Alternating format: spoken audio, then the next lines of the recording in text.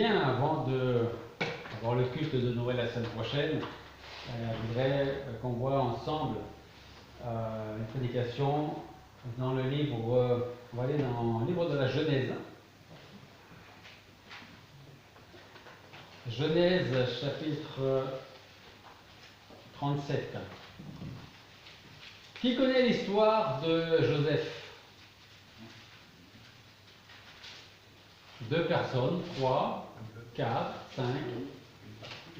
Est-ce que vous pouvez me raconter brièvement l'histoire de Joseph? Dès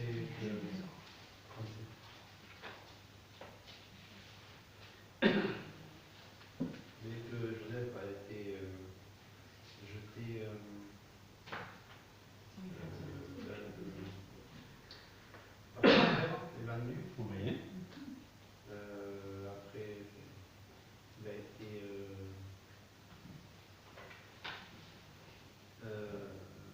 enfermé, je crois, en prison D'accord. Pharaon, et après il a travaillé. Il a, comment dirais-je, il a pu décrire les songes du Pharaon, Oui. et après le Pharaon s'est servi de lui pour gouverner le pays. Ok. Si vous voulez connaître ou relire l'histoire, vous pourrez lire Genèse 37 jusqu'à Genèse 41. Ok? Et vous allez voir que l'histoire de Joseph, de ses frères, on peut le mettre en parallèle avec un verset en Romains, qui est Romains 8, 28, qui nous dit que toute chose concourt au bien de ceux qui aiment Dieu. Alors, c'est vrai que nous allons lire juste une petite partie pour commencer en Genèse chapitre 37, versets 3 et 4.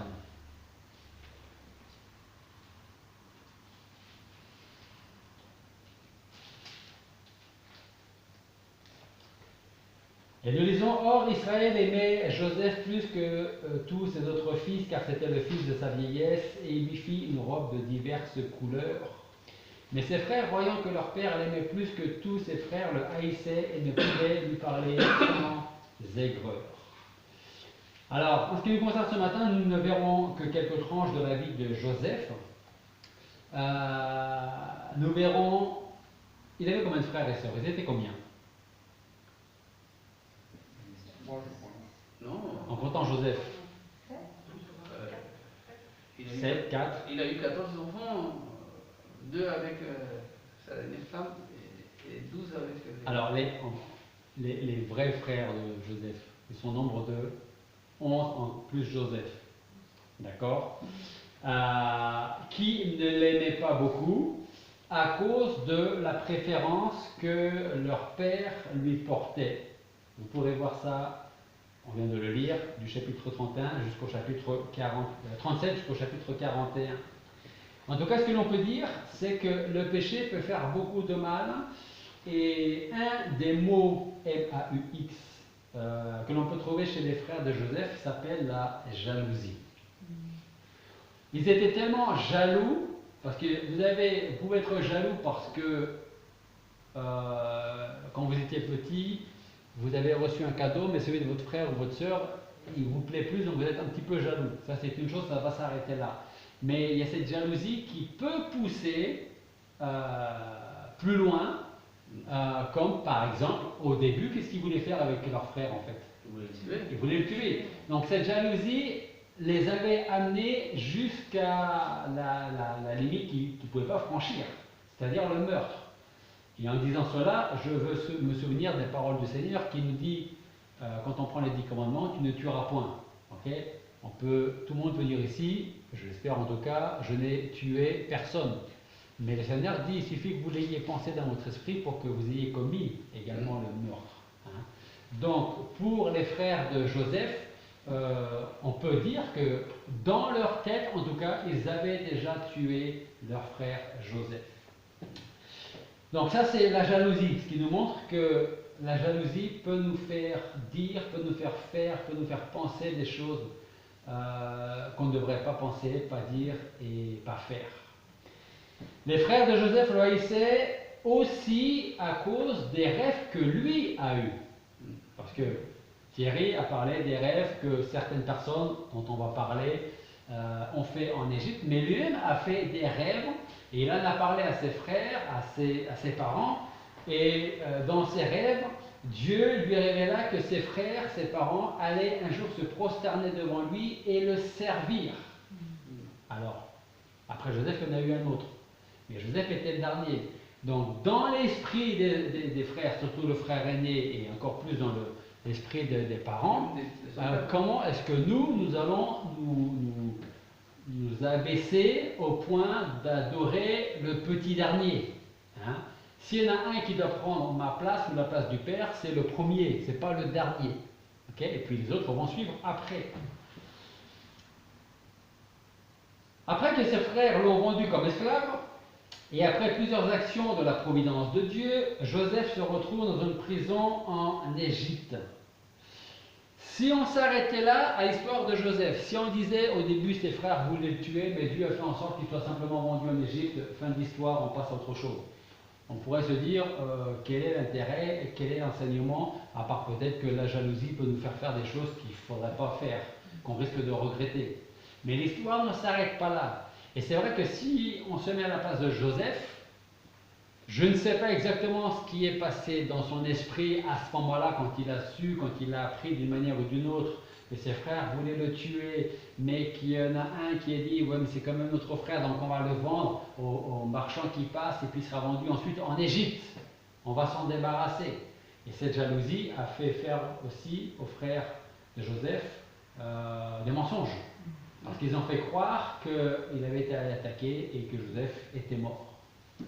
Donc, dans l'esprit des parents, du père, eh bien, pendant très longtemps, Joseph était mort. Donc il fallait vivre avec ça aussi. Et je pense que dans l'esprit des frères, ça devait aussi travailler en voyant la tristesse des parents, la tristesse du père également.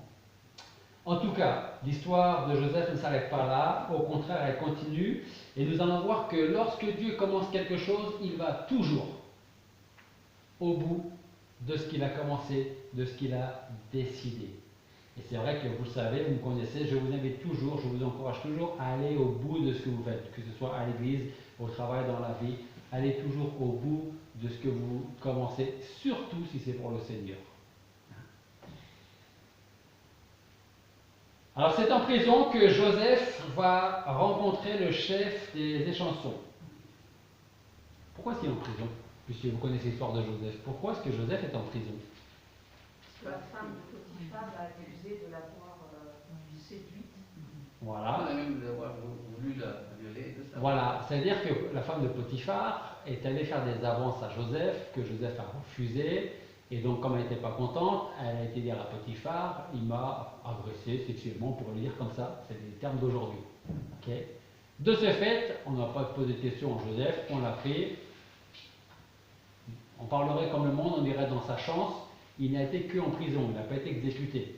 Mais ça, c'est toujours, ce qu'on voit, c'est que là, on voit le plan de Dieu se dérouler petit à petit. Parce que Dieu savait très bien que cette femme allait venir, Dieu savait très bien ce que Joseph allait dire, comment elle allait réagir, et Dieu savait la suite à cela. Et presque, j'aurais envie de dire, parce que Dieu est souverain, presque j'ai envie de dire que la femme a été un peu poussée pour que Joseph finisse en prison. Pour la suite qu'on va voir maintenant. Donc Joseph est en prison, il va rencontrer le chef des échansons de la cour, qui a un rêve, il va lui raconter son rêve et Joseph va interpréter son rêve. Et puis le plan de Dieu continue. Après que l'échanson fut sorti de prison, Pharaon fit un songe, un rêve à son tour, puis un deuxième qui le perturbait encore plus que le premier, et d'autant plus que personne autour de Pharaon n'était capable d'interpréter, en tout cas, ces deux rêves-là. Alors, c'est à ce moment-là que le chef des échansons se souvient de Joseph, avec qui il était en prison, et qui avait été capable de lui expliquer son propre rêve. Ce récit, on le retrouve au chapitre 41, on va aller un peu plus loin. Genèse chapitre 41, versets 9 à 14. Genèse chapitre 41, versets 9 à 14. Alors le grand échanson parla à Pharaon en disant: Je vais rappeler aujourd'hui mes fautes. Pharaon se mit en colère contre ses serviteurs et me fit mettre en prison dans la maison du chef des gardes, moi et le grand panetier. Alors nous fîmes, lui et moi, un songe dans une même nuit. Nous songeâmes chacun selon la signification de son songe. Verset 12. Or il y avait là avec nous un jeune homme hébreu, serviteur du chef des gardes, et nous lui racontâmes nos songes et il nous les interpréta. Il donna à chacun une interprétation d'après son songe. Et la chose arriva comme il nous l'avait interprété. Le roi me rétablit dans ma place et fit pendre l'autre. Alors Pharaon envoya appeler Joseph et on le fit sortir en hâte de la prison. On le rasa, on le fit changer de vêtements et il vint vers Pharaon. Et là va commencer, et d'un même côté continuer, le plan de Dieu. Donc le plan de Dieu continue, avec la venue de Joseph devant Pharaon, et le rôle de, quelque part j'ai envie de dire, le rôle de Joseph va commencer à ce moment-là avec Pharaon. Joseph se retrouve donc devant Pharaon, qui lui raconte ses rêves. Joseph, par l'intermédiaire de Dieu, lui en donne la signification, et là encore le plan de Dieu se déroule à la perfection, comme tout ce que Dieu entreprend. Et vous verrez que petit à petit, les rêves que Joseph avait faits lorsqu'il était encore dans sa famille, vous, mes frères et mes parents, un jour vous allez vous prosterner devant moi, vous allez me servir. Un jour donc ces rêves vont se réaliser, quelques années plus tard. Joseph explique donc les rêves à Pharaon qu'il établit par la suite dirigeant de toute l'Égypte. Et si vous préférez, en Égypte il y avait Pharaon tout en haut et juste en dessous il y avait Joseph. Alors que quelque temps avant il était en prison. Premier point. Deuxième point, il n'est même pas égyptien. Hébreu. Il n'adore même pas les mêmes dieux que Pharaon, que les Égyptiens. Et pourtant, Dieu a fait en sorte qu'il soit à la deuxième place du gouvernement égyptien de l'époque. On va revenir au chapitre 37, un petit peu en arrière, versets 9 et 10. Chapitre 37.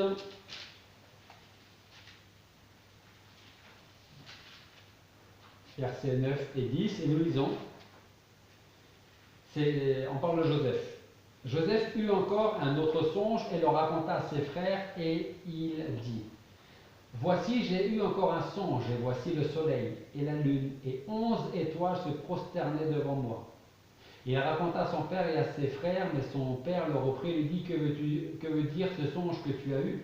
Faudrait-il que nous venions, moi et ta mère et tes frères, nous prosterner en terre devant toi? La réponse à la question est oui. Oui. Et plusieurs leçons peuvent être tirées pour nous de cette histoire. Premièrement, c'est la providence souveraine et le dessein, les plans de Dieu qui sont dans la vie de Joseph. C'est Dieu qui amène ce jeune homme, ce jeune berger hébreu mal aimé, pour ne pas dire haï par ses frères, au gouvernement de ce grand pays à l'époque qu'était l'Égypte. Et voyez un peu comment Dieu ordonna et contrôla tous les événements dans la vie de Joseph.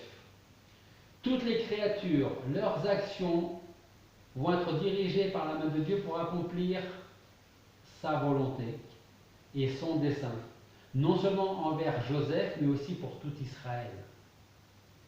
Écoutez donc ceci.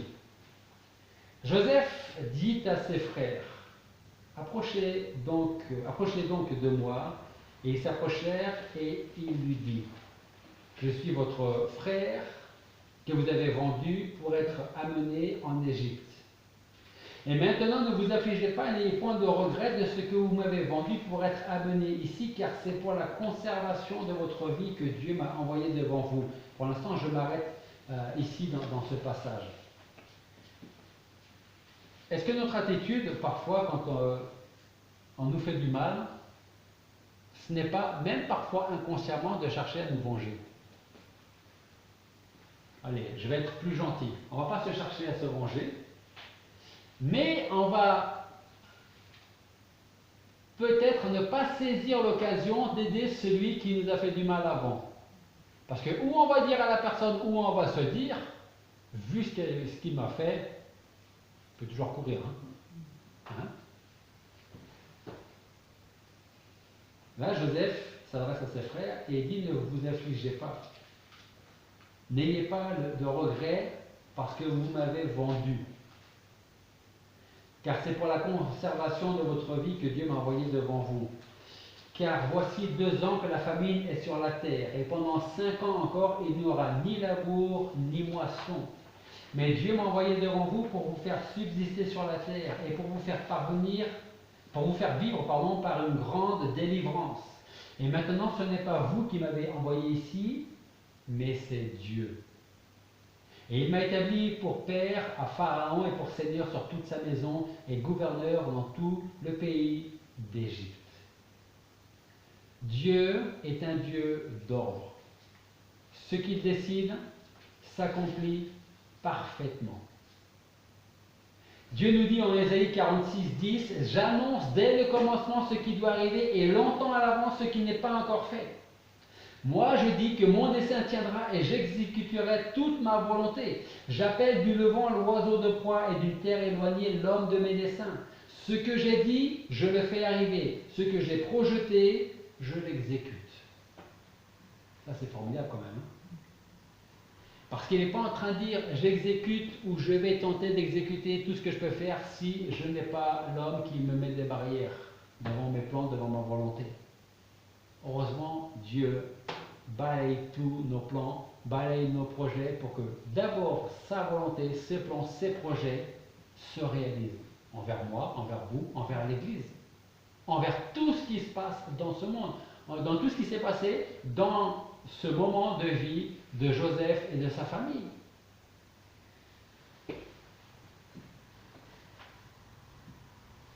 Ça vous fait quel effet de savoir que Dieu est souverain sur tout ce qui se passe dans cette terre? Ça vous fait quoi? C'est rassurant. Même si on ne sait pas forcément où Dieu veut arriver. Comme par exemple, c'est le cas de le dire, avec cette histoire de Covid. Ce qui est rassurant, c'est de savoir que Dieu tient tout dans sa main, y compris la bestiole du Covid. Dieu tient tout.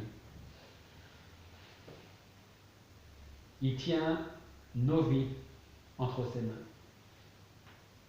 Est-ce que nous allons laisser Dieu diriger notre vie comme il l'entend ou préférons-nous lui dire comment diriger notre vie comme nous, on l'entend? Parce que parfois, c'est ce qu'on peut faire consciemment ou inconsciemment. Dieu, dans sa parole, nous montre très clairement ce qu'il attend de chaque chrétien, mais très souvent, ou peut-être trop souvent, c'est le chrétien qui veut montrer à Dieu ce que moi j'attends de toi, Seigneur, pour ma vie. Plutôt que de dire, je ne sais pas ce que tu me réserves pour aujourd'hui, et donc encore moins pour demain, mais je veux être à ta disposition complète. Fais de moi ce que tu veux aujourd'hui. C'est ce que j'aimerais vraiment pour chaque chrétien, pour chaque personne ici présente, que chaque personne marche avec le Seigneur comme devrait marcher un vrai chrétien. Un chrétien qui n'a pas à rougir de son sauveur lorsque peut-être on est en train de discuter de quelque chose avec des amis, au travail, avec des proches, avec des voisins, et on rentre dans le thème de peut-être Dieu, par rapport peut-être au Covid. Si Dieu existe, pourquoi le Covid? D'ailleurs, si on vous posait la question, qu'est-ce que vous répondriez vous, à la question? Et si ton Dieu existait, pourquoi est-ce qu'il n'arrête pas le Covid? Ou peut-être que les gens vous diront, mais si c'est Dieu qui dirige toute chose, donc c'est Dieu qui a envoyé le Covid, donc comment tu réponds à ça? On pourrait se poser la question, comment vous pourriez répondre à ça? Et posez-vous la question de savoir comment vous allez répondre à cette question, si on vous la pose. Le psaume 1 et 2 nous dit: Heureux l'homme qui ne marche pas selon le conseil des méchants, qui ne va pas se tenir sur le chemin des pécheurs, qui ne s'assied pas en compagnie des moqueurs, mais qui prend son plaisir dans la loi de l'Éternel et qui la médite jour et nuit. Autrement dit, Seigneur, moi je préfère croire ce que tu me dis dans ta parole, ce que tu me dis à l'oreille, plutôt que écouter et croire, et être tenté en tout cas de croire ce que les autres peuvent dire de toi.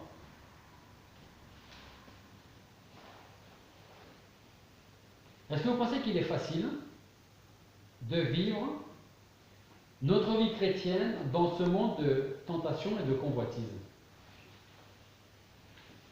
Est-ce qu'il est facile de vivre notre vie chrétienne dans ce monde de tentation et de convoitise?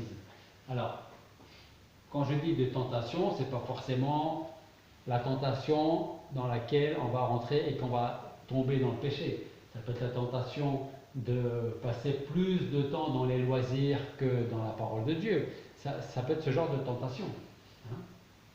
Et c'est vrai qu'aujourd'hui, pour celui qui n'est pas entièrement dans le Seigneur, consacré dans le Seigneur, dans la recherche de la volonté du Seigneur, ça peut être très facile de dévier un peu et passer plus de temps dans les choses qui ne concernent pas Dieu que dans celles qui concernent Dieu, surtout aujourd'hui.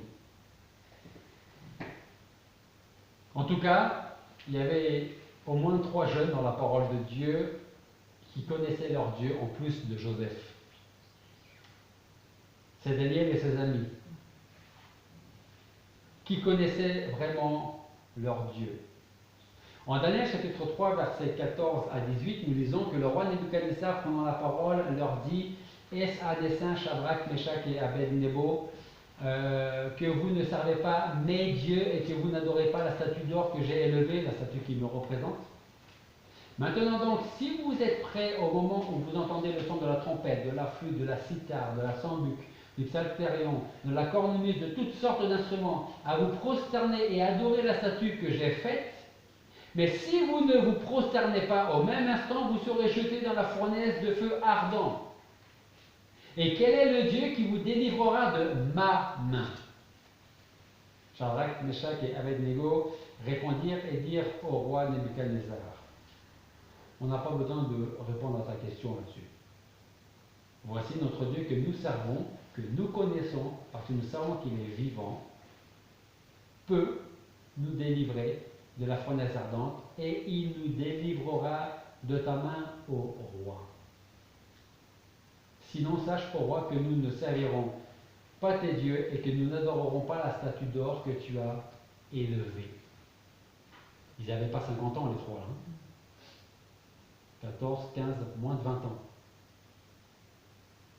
Avoir cette assurance à moins de 20 ans devant le roi qui peut-être à l'époque était peut-être le plus puissant et dire, on n'a pas besoin de répondre à ta question, fais ce que tu as envie de faire.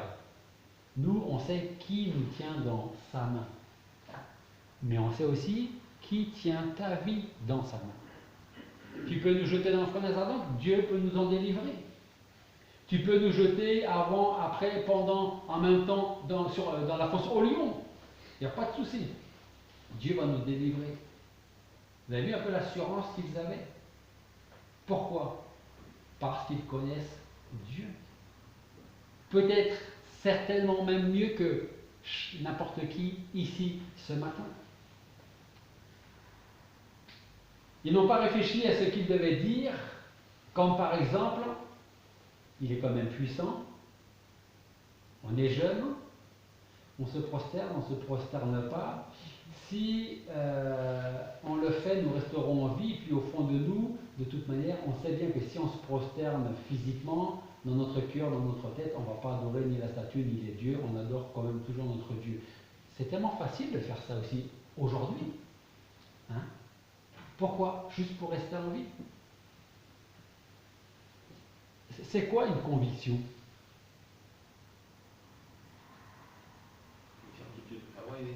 Une certitude.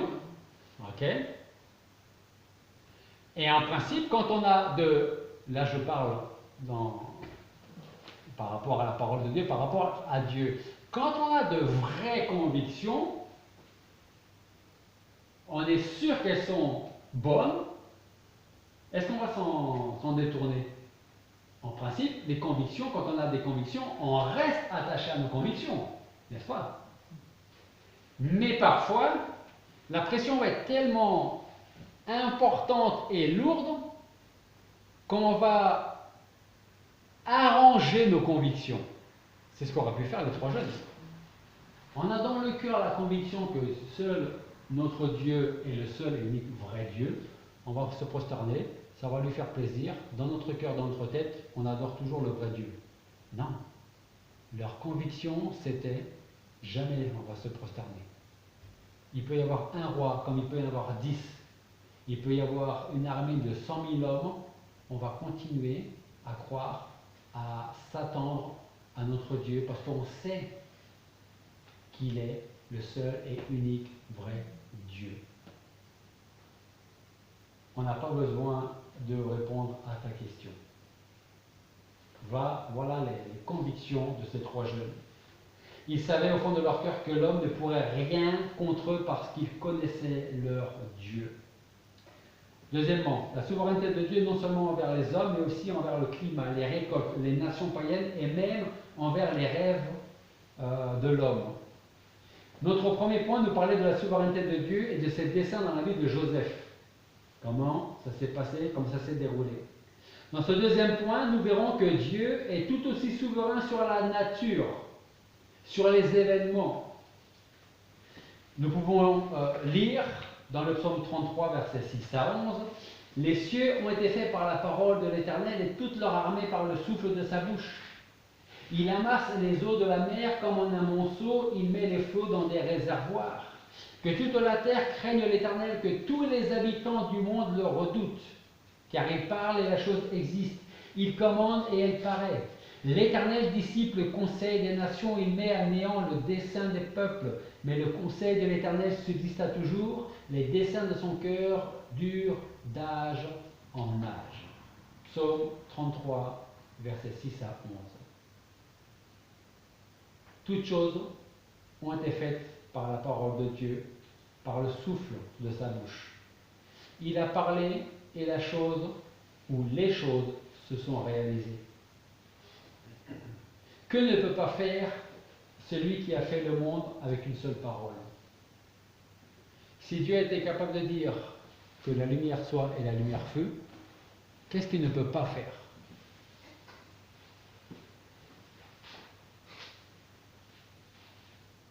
Ce que Dieu fait, il le fait d'une manière efficace. Il le fait et ça demeure, ça dure toujours. Dieu utilisera tout ce dont il a besoin pour accomplir ses desseins et on le voit avec l'exemple de Joseph. Il a une famille pendant 7 ans. Et il a mis dans le cœur de Joseph de faire des récoltes dans des entrepôts pour que lorsque la famine va arriver, non seulement les Égyptiens, mais aussi toutes les autres nations qui viendraient en Égypte pourraient acheter du blé pour manger.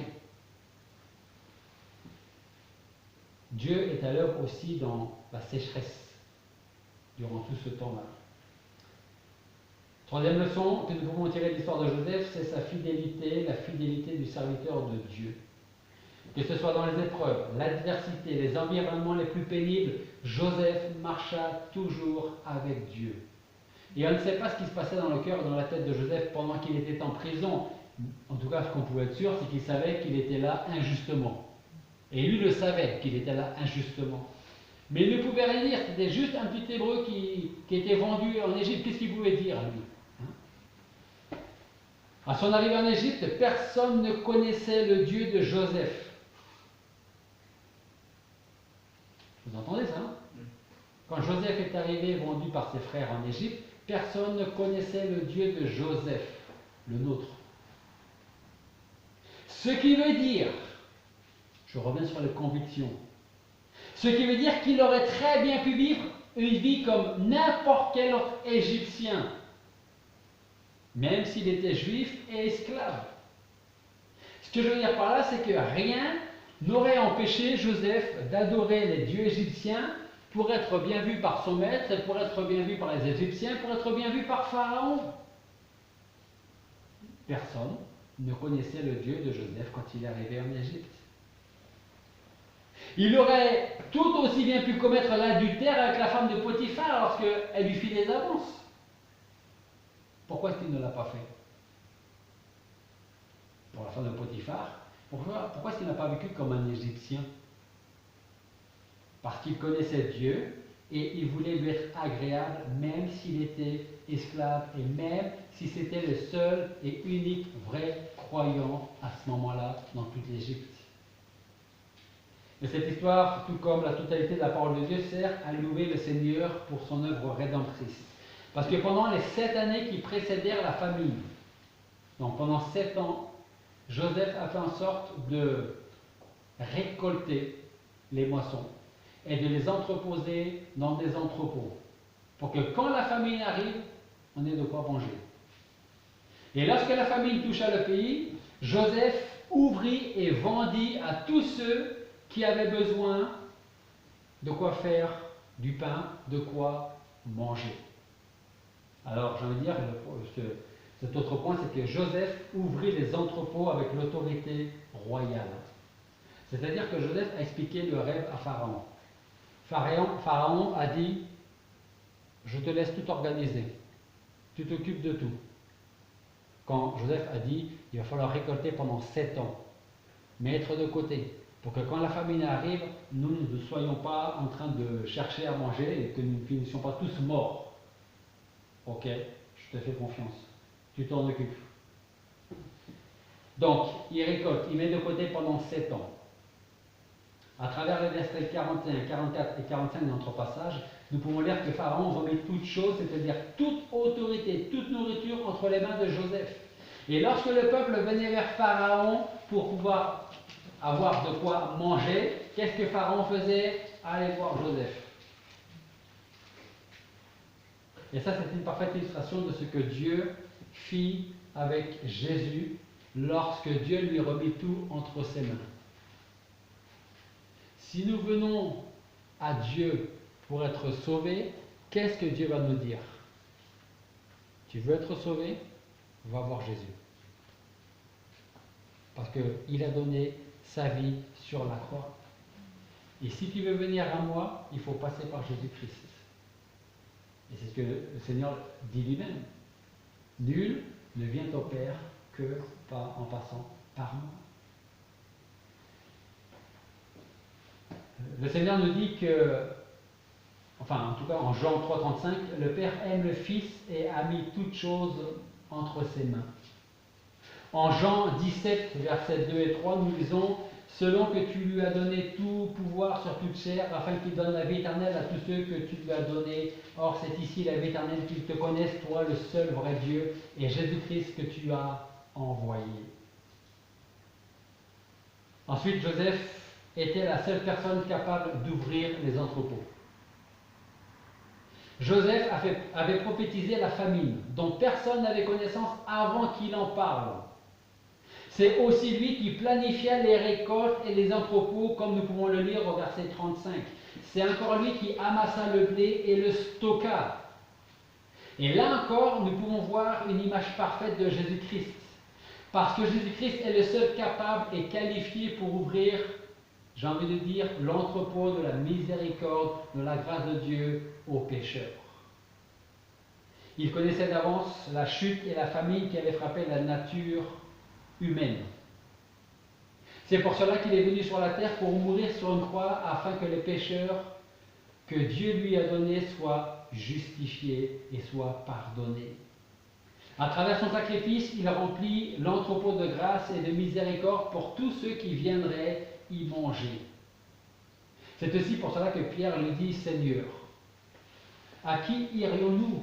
C'est toi qui as les paroles de la vie éternelle et personne d'autre. » Joseph était une image parfaite de la vie du ministère de Jésus-Christ.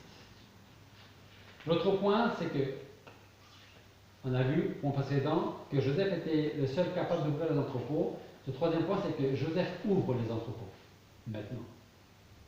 Parce que c'est dans ce but qu'il les avait remplis.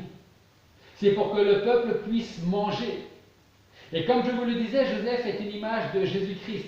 Et à travers les réserves que Joseph a mis de côté, nous pouvons aussi voir les réserves que Christ a mis de côté pour les pécheurs qu'il est venu chercher et sauver. Et est-ce que ce n'est pas le Seigneur qui dit que si on a faim, on vient à lui et qu'on n'aura plus jamais faim? Si on a soif, il est capable de nous donner l'eau qui nous permettra de ne plus jamais avoir soif. C'est-à-dire qu'on ne va plus chercher autre part une assurance de salut. On ne va pas chercher autre part comment est-ce que je peux gagner les faveurs de Dieu. C'est le Seigneur qui a acquis tout ça sur la croix. Car le Fils de l'homme est venu chercher et amener au salut ceux qui étaient perdus. On revient à Joseph. Si Joseph avait gardé les entrepôts fermés, ça aurait servi à quoi? À rien. Cela ne lui aurait apporté aucune gloire, même si c'est pas ce qu'il recherchait. Et le peuple n'aurait rien eu à manger. Joseph avait des provisions en abondance et il était heureux d'en faire profiter les autres. Et ça nous ramène à nous. Nous avons tout en Jésus-Christ. Est-ce que vous pensez que nous avons tout en Jésus-Christ? Est-ce que vous pensez que nous avons des richesses en abondance en Jésus-Christ? Est-ce que vous pensez que ce serait bien de le partager aux autres, ces richesses que nous avons en Jésus-Christ? Il en est de même avec le Seigneur qui est plein de miséricorde, riche en grâce et qui prend plaisir à le montrer aux pauvres pécheurs que nous sommes. C'est pour cela que nous lisons en Ésaïe 55, 1 « Ô vous tous qui êtes altérés, venez aux eaux. Et vous qui n'avez point d'argent, venez acheter et manger. Venez acheter sans argent et sans aucun prix du vin et du lait. » C'est moi qui peux vous rassasier. Parce que si vous prenez autre chose, ça va vous rassasier un moment, mais vous allez avoir encore faim. Vous allez avoir encore soif. Et vous ne serez jamais satisfait. Mais si vous venez à moi, vous aurez au-delà de ce que vous attendez, au-delà de ce que vous espérez. Il en est de même de tous ceux qui feront appel à Jésus-Christ. Ils recevront le pain de vie qui descend du ciel, qui efface les fautes, les péchés et les transgressions. Et si vous lisez bien, vous remarquerez que Joseph donnait du blé à tous ceux qui venaient aussi bien aux Égyptiens qu'à toute autre nation étrangère. Et le Seigneur fait exactement la même chose. Il ouvre les entrepôts de la grâce aux Juifs, aux Grecs, aux Égyptiens, aux hommes, aux femmes, aux esclaves. Dieu a des desseins que rien ni personne ne peut annuler. Il fera concourir chaque chose pour accomplir ses plans, ses desseins. C'est ce qu'on a vu avec l'exemple de Joseph. Je vous rappelle, si l'histoire de Joseph c'était ses frères ne l'aimaient pas, ils voulaient le faire mourir, ils l'ont vendu en Égypte, point, allez, c'est terminé. Mis à part peut-être le fait qu'on se serait dit, cette histoire nous dit que voilà jusque où la jalousie, l'envie peut nous faire aller. Mais c'est bien plus que cela. L'histoire de Joseph est extraordinaire parce que quand nous sommes dans des moments compliqués, difficiles, où on peut se dire mais qu'est-ce que je fais là? Qu'est-ce qui m'arrive? Parfois on rajoute encore une fois. Ne soyons pas écrasés par le poids de ce qui nous arrive, même si je peux prendre conscience que parfois ça peut être compliqué à vivre. Repensez à Job. Job, quand il a tout perdu, il n'était pas en pleine joie. Mais il y avait toujours une grande montagne de difficultés, d'épreuves, mais au-delà, il y avait celui qui voit à travers les épreuves, à travers les difficultés, qui me connaît parfaitement, parce que je suis dans sa main, parce qu'il m'a créé, parce qu'il m'a sauvé et parce qu'il m'aime. Et il nous dit, la montagne paraît grande, immense, je m'en occupe. Fais-moi confiance. Ses frères voulaient le faire mourir, mais Dieu en avait décidé autrement avant même la création du monde. Et ses desseins ont abouti. Et vous savez pourquoi les desseins de Dieu dans la vie de Joseph, comme dans la nôtre, vont toujours à leur terme? Est-ce que vous savez pourquoi? Parce que j'annonce dès le commencement ce qui doit arriver, et longtemps à l'avance ce qui n'est pas encore fait. Et moi je dis que mon dessein tiendra et que j'exécuterai toute ma volonté, tous mes plans, dans la vie de Joseph, dans la vie de Job, et dans la vie de chacun d'entre vous ici ce matin. Prions. Père Céleste, nous voulons te remercier parce que ce matin tu nous fais la grâce de nous souvenir que c'est toi qui diriges toutes choses, comme nous l'avons vu dans la vie de Joseph, de sa famille, de la méchanceté qui sortait du cœur de ses frères. Mais nous pouvons voir que toute chose concourt bien de ceux qui t'aiment, qui sont appelés selon ton dessein. Et nous voulons te remercier parce que c'est toi qui diriges nos vies, c'est toi qui nous tiens dans ta main, et c'est toi qui es le souverain ici-bas, dans ce monde, dans cet univers. Merci parce que nous pouvons te connaître, merci parce que tu nous connais. Tu nous as aimés de toute éternité, tu nous as sauvés. Seigneur, je veux te prier pour tous ceux qui ne te connaissent pas personnellement, qui te recherchent, qui ont besoin de ton salut. Et nous savons combien ils sont nombreux. Alors Seigneur, je te demande d'intervenir dans leur vie, dans leur cœur. Change leur cœur de pierre en cœur de chair afin qu'ils puissent croire. Et utilise-nous, Seigneur, pour continuer à annoncer la bonne nouvelle de l'évangile de notre Seigneur Jésus-Christ. Et c'est en son nom que nous te prions.